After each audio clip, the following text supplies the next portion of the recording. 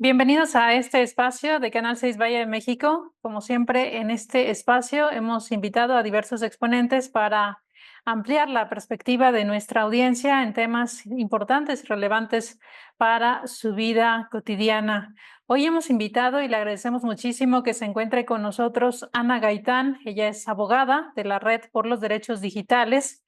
y con ella vamos a conversar precisamente cómo ha sido la evolución del proyecto en torno a una nueva ley de telecomunicaciones contra la propaganda extranjera o engañosa, como ha propuesto el gobierno federal que encabeza la presidenta Claudia Sheinbaum, su partido, en tanto que la oposición califica esta legislación como riesgosa por presentar riesgos de censura para medios digitales, entre otros aspectos que queremos conversar con Ana. Muchísimas gracias, Ana, por haber aceptado esta invitación y bienvenida. Muchas gracias a ustedes por la invitación. Sabemos que esta temática de la ley de telecomunicaciones inició como una respuesta gubernamental en el marco de una campaña que lanzó por parte de Estados Unidos en contra de la migración ilegal, que fue transmitida en televisión abierta en nuestro país y en diversas plataformas digitales. ¿Está justificado que se avanzara hacia una reforma de este calado por un motivo de esta naturaleza o ustedes avisoran otros móviles? Nosotros creemos de parte de R3D que más bien esa coyuntura se aprovechó como una distracción y que en realidad se dio en el contexto de desmantelamiento de organismos autónomos de supervisión independiente como era el IFT en temas de competencia económica y el INAI en temas de transparencia y protección de datos personales. Entonces, sí, o sea, que se haya votado en 2 días una ley de más de 200 páginas en un proceso que aparte está pasando en fast track con muchas otras leyes, sí nos pareció muy preocupante porque no se consultó a todas las personas y organizaciones especialistas en los temas.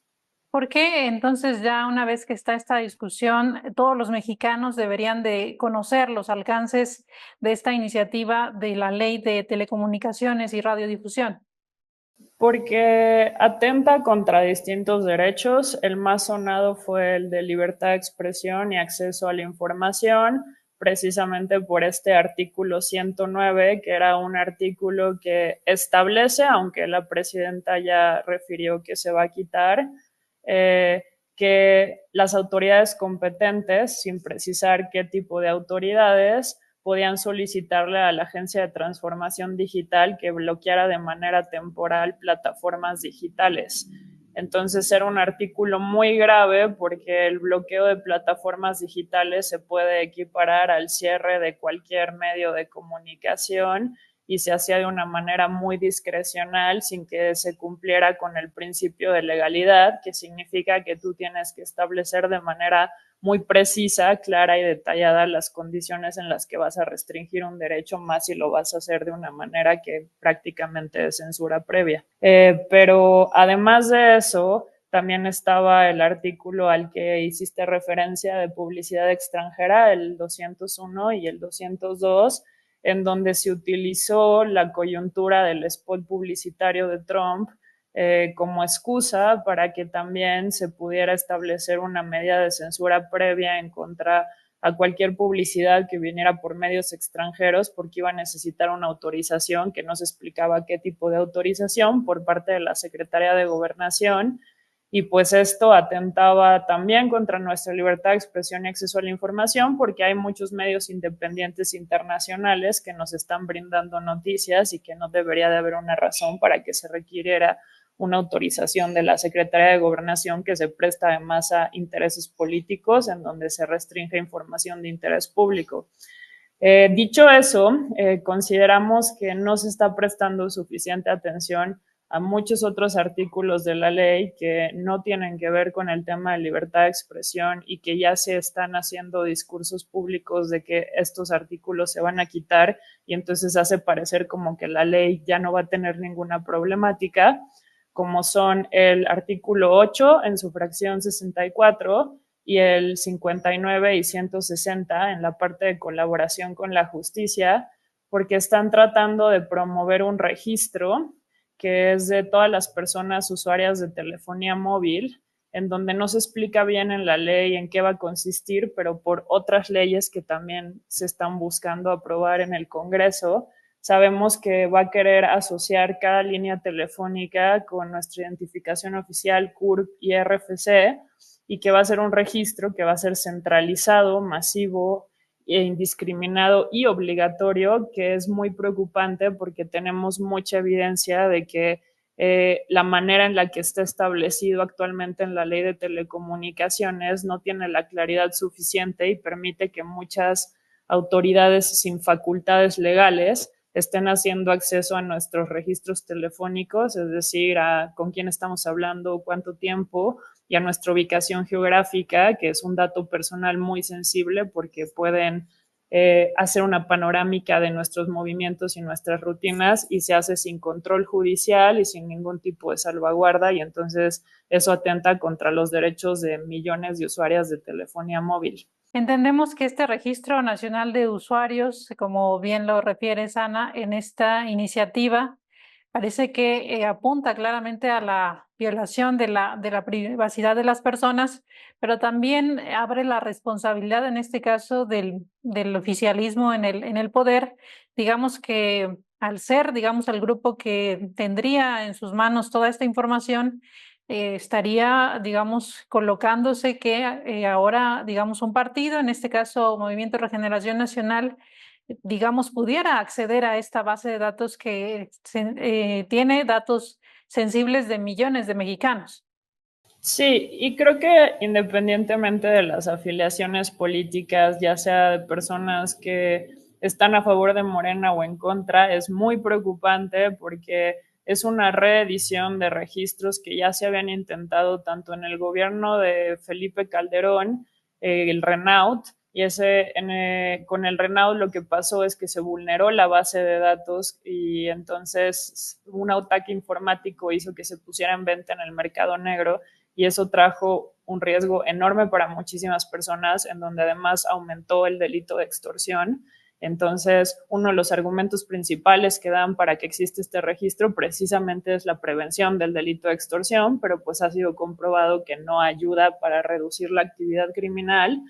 Y no solo están en riesgo esas bases de datos de ataques informáticos, sino que también están en riesgo de actos de corrupción de autoridades que a veces pueden estar coludidas con la delincuencia organizada y que de hecho hay evidencia, por ejemplo, de una investigación que sacó el New York Times de cómo hay un modus operandi en donde las fiscalías, como la de la Ciudad de México, utilizan carpetas existentes para decir que están investigando el delito de secuestro y que necesitan los registros telefónicos de alguna persona, pero que en realidad era que querían vigilar muchas veces a personas periodistas y defensoras de derechos humanos y como no establecen el artículo 159 y el 160 una autorización, el requisito de una autorización judicial, entonces lo hacen sin que nosotras tengamos ninguna salvaguarda, sin que haya una autoridad que esté supervisando si se está haciendo un acceso adecuado o no, porque el INAI ya desapareció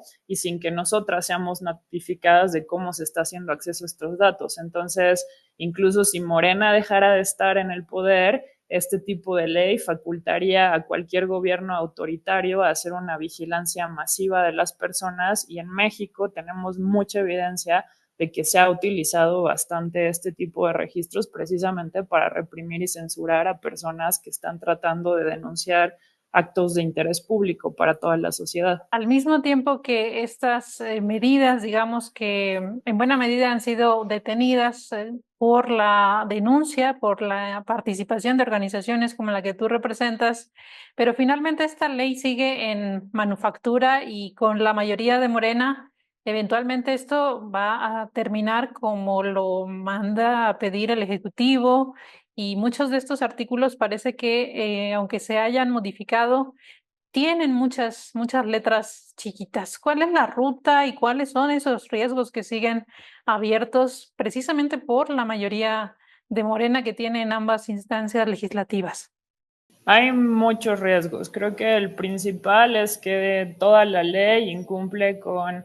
en términos de abogados, principio de reserva de ley, que precisamente significa que hay ciertas facultades que tiene el Congreso que no las puede delegar a lineamientos o a reglamentos porque tienen que ver con la protección de derechos fundamentales. Y entonces la ley, casi todas las facultades que va a tener la Agencia de Transformación Digital, las delega a unos lineamientos que no sabemos en qué términos van a estar redactados y entonces no podemos saber, nos deja en un estado de indefensión total en muchos temas de libertad de expresión, como en la discrecionalidad que va a tener para revocar concesiones que sean críticas del gobierno, de medios de comunicación. Tampoco podemos saber en qué términos